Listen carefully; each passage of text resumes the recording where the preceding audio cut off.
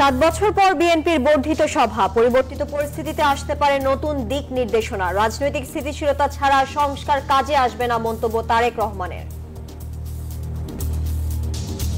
যত দ্রুত সম্ভব একটি স্থিতি অবস্থা আনা, তত দ্রুত দেশকে ধ্বংসের কিনারা থেকে ধীরে ধীরে বের করে নিয়ে আসা সম্ভব।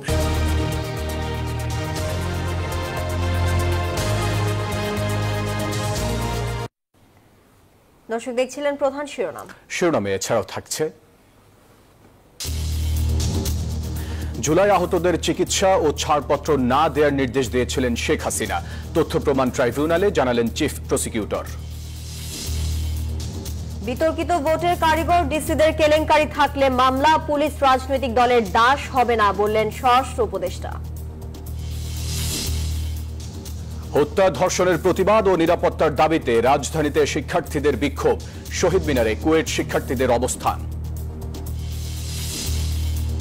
নারায়ণগঞ্জের কাঁচপুরে এয়ার কন্ডিশন মেরামতের সময় কম্প্রেসর বিস্ফোরণ, দগ্ধ হয়ে প্রাণ হারালেন 2 শ্রমিক। রাশিয়ার বিরুদ্ধে যুদ্ধে ইউক্রেনকে দেয়া অর্থ ফেরত চাইলেন ট্রাম্প, কিয়েভের কাছে খনিজ সম্পদ চাওয়ায় ক্ষুব্ধ জেলেনস্কি। দর্শক স্বাগত নিউজ 24 সংবাদে। পুরো সংবাদ জুড়ে আপনাদের সাথে আছি আমরা দুজন, আমি ফয়সাল মাহমুদ এবং আমি তানিয়া হারুন। দেখছিলেন অন্যান্য শিরোনামগুলো। দর্শক চলে যাব পুরো খবরে। 7 বছরেরও বেশি সময় পর 27 ফেব্রুয়ারি অনুষ্ঠিত হচ্ছে বিএনপির বর্ধিত সভা, যেখানে অংশ নেবেন কেন্দ্র তৃণমূলের বিপুল নেতাকর্মী। অনুষ্ঠানে বিএনপির ভারপ্রাপ্ত চেয়ারম্যান তারেক রহমান তৃণমূলের কথা শুনবেন, দেবেন নানা দিক নির্দেশনা। দলের দায়িত্বশীল নেতারা জানান, জুলাই বিপ্লবের পর পরিবর্তিত প্রেক্ষাপটে দলের করণীয় ঠিক করতেই এই বর্ধিত সভা। জানান, এই সভার মাধ্যমে আরো গতিশীল হবে দল ও চাঙ্গা হবে মাঠের নেতাকর্মীরা। সাইফুল ইসলামের রিপোর্ট। 2016 সালের 19 মার্চ বিএনপির সর্বশেষ জাতীয় কাউন্সিল অনুষ্ঠিত হয়, আর 2018 সালের 4 ফেব্রুয়ারি অনুষ্ঠিত হয় দলটির সর্বশেষ বর্ধিত সভা। 7 বছরেরও বেশি সময় পর বর্ধিত সভায় বিএনপির জাতীয় স্থায়ী কমিটির সদস্য, জাতীয় নির্বাহী কমিটি, চেয়ারপারসনের উপদেষ্টা, জেলা, উপজেলা, থানা ও পৌর কমিটির সভাপতি, সাধারণ সম্পাদক অথবা আহ্বায়ক ও সদস্য সচিব উপস্থিত থাকবেন। এছাড়া 2018 সালের সংসদ নির্বাচনে যারা দলের প্রার্থী ছিলেন এবং দলের টিকিটে প্রার্থী হওয়ার জন্য চিঠি পেয়েছিলেন, তারা এই বর্ধিত সভায় অংশ নেবেন। পরিবর্তিত প্রেক্ষাপটে এবং দ্বাদশ জাতীয় সংসদ নির্বাচনের আগে এই বর্ধিত সভাকে অত্যন্ত গুরুত্বের সঙ্গে দেখছেন তৃণমূলের নেতাকর্মীরা।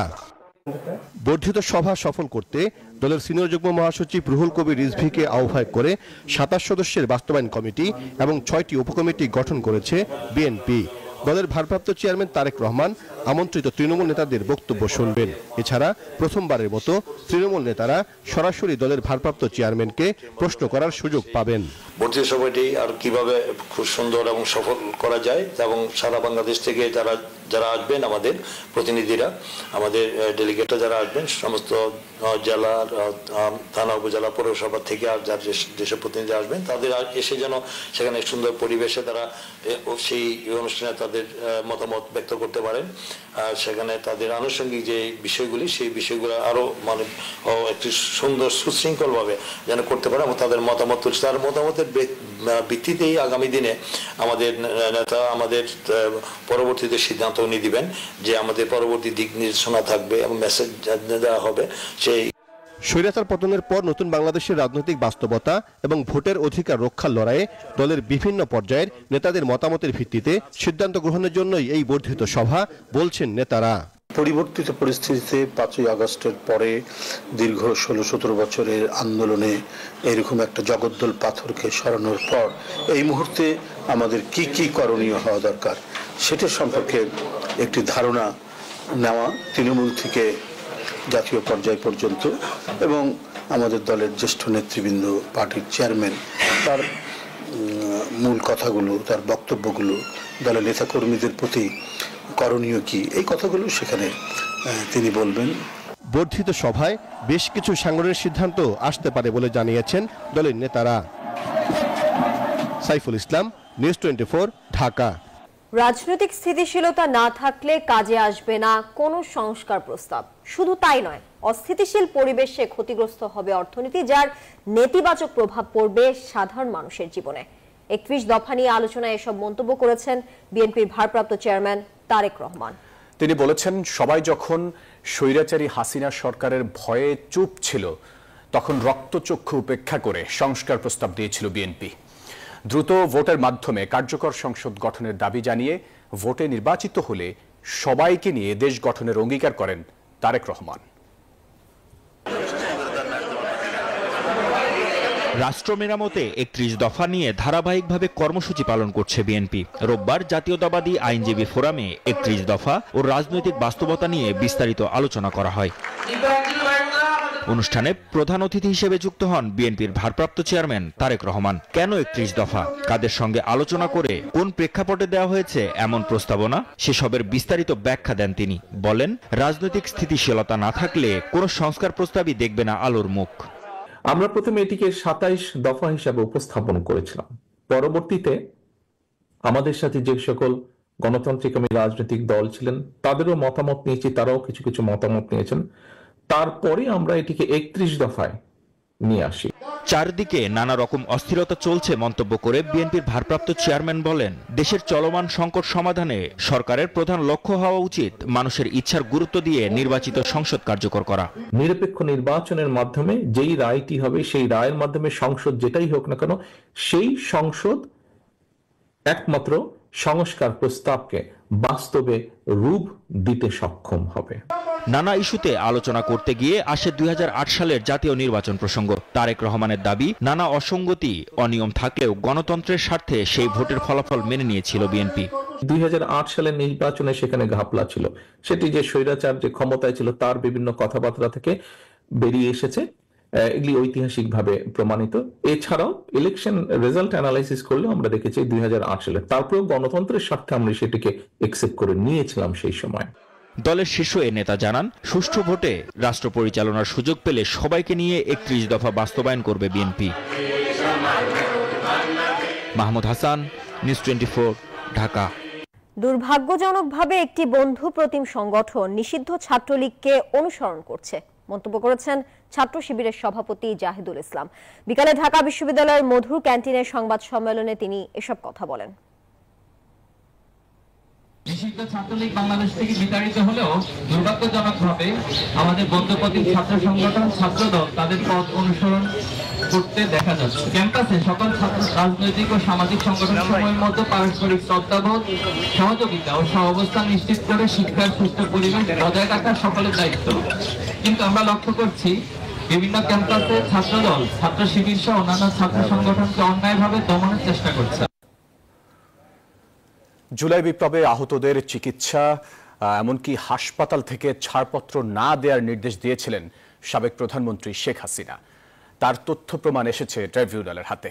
রোববার ব্রিফিংয়ে এসব তথ্য জানান আন্তর্জাতিক অপরাধ ট্রাইব্যুনালের চিফ প্রসিকিউটর মোহাম্মদ তাজুল ইসলাম। তিনি বলেন, জুলাই আন্দোলনের সময় শহীদদের মরদেহ দ্রুত দাফন করতেও বাধ্য করা হয়েছে। জীবন বাঁচাতে কার্নিশে ঝুলে থাকা ছাত্রের প্রাণের আকুতি শুনেছিল পুরো দেশ। জুলাই আগস্টের ঘটনায় চারপাশে যখন চলছিল মৃত্যুর মিছিল, তখন সামাজিক যোগাযোগ মাধ্যমে মুহূর্তেই ছড়িয়ে পড়ে এই হৃদয় বিদারক ঘটনার দৃশ্যপট। এমন হৃদয় বিদারক চিত্র ছিল রাজধানী সহ দেশ জুড়ে। বেশ কিছু ঘটনায় আদালত গ্রেফতার এসআই চঞ্চল চন্দ্র সরকার, সাবেক পুলিশ কর্মকর্তা আরশাদ হোসেন ও কনস্টেবল ইমাজ হোসেনকে একদিনের জিজ্ঞাসাবাদের অনুমতি দিয়েছেন। জিজ্ঞাসাবাদের পরে সেই প্রাপ্ত তথ্য প্রমাণাদি যাচাই বাছাই করে সেখানেও এই মামলাটিতে দ্রুতই তদন্ত রিপোর্ট দেওয়া হবে বলে আমরা বিশ্বাস করি। চিফ প্রসিকিউটর জানান, শেখ হাসিনা পালিয়ে যাবার আগে হাসপাতালে গিয়ে নো ট্রিটমেন্ট নো রিলিজের নির্দেশনা দিয়েছিলেন। মানবতা বিরোধী অপরাধ এই পর্যায়ের হয়েছে যে দ্রুত তাদেরকে লাশ দাফন করতে বাধ্য করা হয়েছে, চিকিৎসা নিতে বাধা দেওয়া হয়েছে। সেই জায়গায় পোস্টমর্টেম রিপোর্ট পাওয়াটা স্বাভাবিক বিষয় নয়, এবং পোস্টমর্টেম রিপোর্ট যে নাই এটাও মানবতা বিরোধী অপরাধের একটা অন্যতম জাজল্যমান প্রমাণ। শেখ হাসিনা প্রথম দিকেই পালিয়ে যাওয়ার আগে একবার হসপিটাল ভিজিটে গিয়েছিলেন এবং সেখানে গিয়ে বলেছেন কোনো চিকিৎসা দেবেন না এবং কাউকে এখান থেকে রিলিজ করবেন না, যাতে বাইরে যেতে না পারে। সাবেক প্রধানমন্ত্রী শেখ হাসিনার এমন নির্মমতার প্রমাণ যাচাই বাছাই ও ফরেনসিক করা হবে। পরে গণহত্যা ও মানবতা বিরোধী মামলার প্রমাণের সাথে সম্পৃক্ত করে আদালতের কাছে হস্তান্তর করার কথাও জানান তিনি।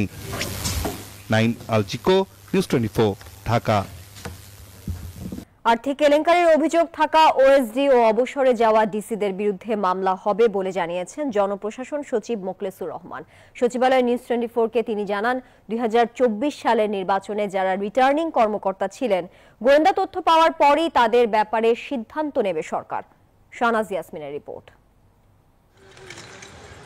2014 সালে একতরফা নির্বাচন, 18 সালে দিনের ভোট রাতে এবং 24 সালে পুনরায় একতরফা নির্বাচন ক্ষমতাচ্যুত আওয়ামী লীগ সরকারকে অবৈধভাবে একটানা দীর্ঘ সময় ক্ষমতায় থাকা সুযোগ তৈরি করে দেয়। জুলাই আন্দোলনে ছাত্র জনতার প্রতিরোধের মুখে পালিয়ে যায় তৎকালীন প্রধানমন্ত্রী শেখ হাসিনা। অন্তর্বর্তী সরকার দায়িত্ব নেওয়ার পর এসব নির্বাচনের দায়িত্বে থাকা প্রশাসনিক কর্মকর্তাদের বিষয়ে খোঁজ খবর শুরু হয়। নির্বাচনে ক্ষমতার অপব্যবহার ও আর্থিক লেনদেনের অভিযোগ নিয়ে এরই মধ্যে অনুসন্ধান শুরু করেছে দুদক।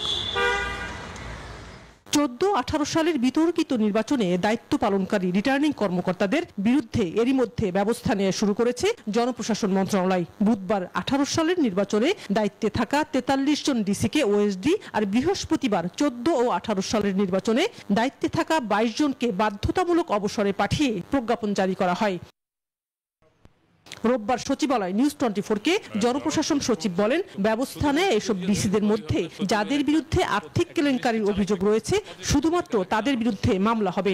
যাদের বিরুদ্ধে ব্যবস্থাগুলো নেওয়া হয়েছে, যেমন ওএসডি হয়েছে, বাধ্যতামূলক অবসর হয়েছে, আরেকটা বলা হয়েছে যারা 4 কোটি 5 কোটি 20 কোটি এরকম আছে, এগুলো যদি আমরা বিভিন্ন সংস্থার মাধ্যমে এবং আমাদের নিজস্ব সিস্টেমের মাধ্যমে যদি দেখেছি সত্যি সত্যি ঘটনা আছে, সেই শুধুমাত্র সেই কেসগুলো আমরা দুদকে পাঠাবো। It's not general. সচিব বলেন, 2024 সালের নির্বাচনে যেসব ডিসি রিটার্নিং কর্মকর্তার দায়িত্বে ছিলেন তাদের ব্যাপারে তদন্ত করছে গোয়েন্দা সংস্থা। প্রতিবেদন পাওয়ার পর উপদেষ্টা পরিষদের কমিটিতে তাদের বিষয়ে সিদ্ধান্ত হবে। সরকার অত্যন্ত সচেতনভাবে কাজটা করবে যাতে একজনও নিরীহ কর্মকর্তা কোনো সাজা অথবা অপরাধ অথবা অসম্মান না হন। এদিকে বিভিন্ন মন্ত্রণালয় এখন অতিরিক্ত সচিবের দায়িত্বে থাকা আরো 9 জন বঞ্চিত কর্মকর্তাদের সচিব করা হচ্ছে শিগগিরই। তারা প্রশাসনের সর্বোচ্চ পদ পাওয়ার যোগ্য বলেই এই সিদ্ধান্ত নিয়েছে সরকার। শাহনাজ ইয়াসমিন, নিউজ 24, ঢাকা। এবার বাধ্যতামূলক অবসরে পুলিশের 4 ডিআইজি, এর আগে 3টি বিতর্কিত নির্বাচনে দায়িত্ব পালন করা 22 কর্মকর্তাকে বাধ্যতামূলক অবসরে পাঠানো হয়। এসব আদেশ দিয়ে স্বরাষ্ট্র মন্ত্রণালয়ের প্রজ্ঞাপন জারি হয়েছে। রাজশাহীতে এক অনুষ্ঠানে স্বরাষ্ট্র উপদেষ্টা বলেছেন, রাষ্ট্র সব নাগরিকের, কোনো দল বা গোষ্ঠীর নয়। পুলিশ বাহিনী কোনো রাজনৈতিক দলের দাস নয়। 2014, 18 ও 24 তিনটি বিতর্কিত সংসদ নির্বাচনের মাধ্যমে রাষ্ট্র ক্ষমতায় বসে শেখ হাসিনার ফ্যাসিস্ট সরকার। সেসব নির্বাচনে যারা দায়িত্ব পালন করেছিলেন তাদের অনেকের ভূমিকা নিয়েই প্রশ্ন রয়ে গেছে। এসব প্রশ্ন সামনে রেখে ব্যবস্থা নিচ্ছে অন্তর্বর্তী সরকার। তার অংশ হিসেবে বাধ্যতামূলক অবসরে পাঠানো হয়েছে 3 সচিব সহ 22 কর্মকর্তাকে। এ নিয়ে প্রজ্ঞাপন জারি করেছে স্বরাষ্ট্র মন্ত্রণালয়। পুলিশ বাহিনী থেকেও বাধ্যতামূলক অবসরে পাঠানো হচ্ছে কর্মকর্তাদের। রোববার স্বরাষ্ট্র মন্ত্রণালয় প্রজ্ঞাপন দিয়ে পুলিশের 4 জন ডিআইজি বা উপমহাপরিদর্শককে বাধ্যতামূলক অবসরে পাঠানো হয়েছে। এর 4 জন এন্টি টেরোরিজম ইউনিট, নৌ পুলিশ, হাইওয়ে ও এনডিসিতে কর্মরত। রোববার সকালে রাজশাহীর সারদায় 40তম পুলিশ ক্যাডারদের শিক্ষানবিশ সহকারী পুলিশ সুপারদের প্রশিক্ষণ সমাপনী কুচকাওয়াজে অংশ নেন স্বরাষ্ট্র উপদেষ্টা। বলেন, পুলিশ কোনো রাজনৈতিক দলের দাস নয়। আপনার সত্যিকার অর্থে জনসেবার পুলিশ হয়ে গড়ে উঠুন। পুলিশ বাহিনী কোনো শক্তির প্রতীক নয়, এটা জনগণের সুরক্ষা ও ন্যায় প্রতিষ্ঠার প্রতীক। এটি আপনাদের মনে রাখতে হবে। স্বরাষ্ট্র উপদেষ্টা বলেন, জুলাই আন্দোলনের চেতনা ধারণ করতে হবে সবাইকে। এর মাধ্যমে পুলিশ বাহিনীর গৌরব আরো সমন্বিত রাখার আহ্বান জানান তিনি। জনগণকে হৃদয়ে স্থান করে নিয়ে তাদের আস্থা ভরসার প্রতীক হয়ে ন্যায় বিচার ও মানবাধিকার নিশ্চিতপূর্বক সেবাদান করবে। মাসুদ সুমন, নিউজ 24। সারা দেশে ধর্ষণ, নারী নির্যাতনের প্রতিবাদ এবং নারী শিশু সহ সকল মানুষের নিরাপত্তা নিশ্চিতের দাবিতে রাজধানীর বিভিন্ন স্থানে বিক্ষোভ ও মানববন্ধন করেছেন শিক্ষার্থীরা। 5 আগস্ট পরবর্তী সময়ে নারীদের নিরাপত্তা দিতে না পারার জন্য অবিলম্বে স্বরাষ্ট্র উপদেষ্টার পদত্যাগের দাবি জানান তারা। বলেন, ধর্ষণের সর্বোচ্চ শাস্তি হতে হবে মৃত্যুদণ্ড। বিস্তারিত প্রতিবেদনে দেখে আসব। টাঙ্গাইলে চলন্ত বাসে শ্লীলতাহানির ঘটনার জেরে ক্ষোভে উত্তাল রাজপথ। নিরাপত্তার দাবিতে রাজধানীতে বিক্ষোভ ও মানববন্ধন করেছে বিভিন্ন বিশ্ববিদ্যালয়ের শিক্ষার্থীরা। রবিবার ইডেন কলেজের বকুলতলায় এই বিক্ষোভ সমাবেশের আয়োজন করেন ইডেন কলেজের শিক্ষার্থীরা। এ সময় তারা ধর্ষণ, নারী নির্যাতনের প্রতিবাদ ও মানুষের নিরাপত্তার দাবি জানান। ইডেন কলেজের শিক্ষার্থীদের আক্ষেপ, কেন 5 আগস্টের পরও বৈষম্যহীন বাংলাদেশে ধর্ষণের শিকার হতে হবে নারীকে। 24 ঘন্টা পার হয়ে গিয়েছে, আমরা দেখেছি রাষ্ট্র সেই সকল ধর্ষকের বিরুদ্ধে কোনো ধরনের পদক্ষেপ নেয়নি। ঘন্টা প্রতি একজন করে ধর্ষক হচ্ছে, এটা কি আসলে কি কাম্য? নারীর নিরাপত্তার দাবিতে ইডেনে যখন ক্ষোভ বিক্ষোভ, তখন একই দাবিতে মানববন্ধন করেছে তিতুমির কলেজ শিক্ষার্থীরা। এ সময় তারা ধর্ষণের সর্বোচ্চ শাস্তি মৃত্যুদণ্ডের দাবি জানান। 24 পরবর্তী সময়ে আমরা একটি নিরাপদ বাংলাদেশ চেয়েছিলাম, যেখানে রাজনৈতিক কিংবা অরাজনৈতিক কোনো ধরনের অনিরাপত্তা আমরা ভুগতে চাই না। আর সেই পরিস্থিতিতে আমরা এখন ব্যক্তিগতভাবে অনিরাপত্তায় আছি। সরকার দর্শকদের সর্বোচ্চ শাস্তি নিশ্চিত যাতে করে, সেটাই আমাদের আজকের দাবি। এদিকে ছিনতাই, ডাকাতি, ধর্ষণ, ধারালো অস্ত্রের হামলা সহ দেশের চলমান পরিস্থিতির বিরুদ্ধে প্রতিবাদ কর্মসূচির অংশ হিসেবে নিরাপত্তা আন্দোলন করেছে ব্র্যাক বিশ্ববিদ্যালয়ের শিক্ষার্থীরা। বিশ্ববিদ্যালয় থেকে যখন বের হচ্ছে, আমরা নিশ্চিত হতে পারছি না আমাদের নিরাপত্তাটা কোথায়। যে কোনো বয়সী মেয়েরা আজকাল ধর্ষণের শিকার হচ্ছে, কিন্তু সে তুলনায় আমরা কোনো শাস্তি, দৃষ্টান্তমূলক শাস্তি আমরা দেখতেছি না। নারীদের নিরাপত্তা নিশ্চিত করতে প্রশাসনকে আরো কঠোর হওয়ার আহ্বান জানান শিক্ষার্থীরা। আরিফুল ইসলাম, নিউজ 24, ঢাকা। 6 মাস পার হলেও অন্তর্বর্তী সরকার নিত্যপণ্যের দাম কমাতে পারেনি। বাজার সিন্ডিকেট রয়েছে আগের মতোই, অভিযোগ করেছেন বিএনপির ভাইস চেয়ারম্যান শামসুজ্জামান দুদু। রোববার দুপুরে ঠাকুরগাঁও জেলা বিএনপির সমাবেশে তিনি এসব কথা বলেন। তিনি বলেন, গণতন্ত্র প্রতিষ্ঠা ছাড়া বিএনপি পিছু হটবে না। দ্রুত নির্বাচনের রোডম্যাপ ঘোষণা সহ বিভিন্ন দাবিতে রাজবাড়ীতেও সমাবেশ হয়েছে। প্রধান অতিথি ছিলেন বিএনপি চেয়ারপারসনের উপদেষ্টা হিলালুজ্জামান তালুকদার। বান্দরবানে সমাবেশে যোগ দেন বিএনপির জাতীয় নির্বাহী কমিটির যুগ্ম মহাসচিব হাবিবুন নবী খান সোহেল।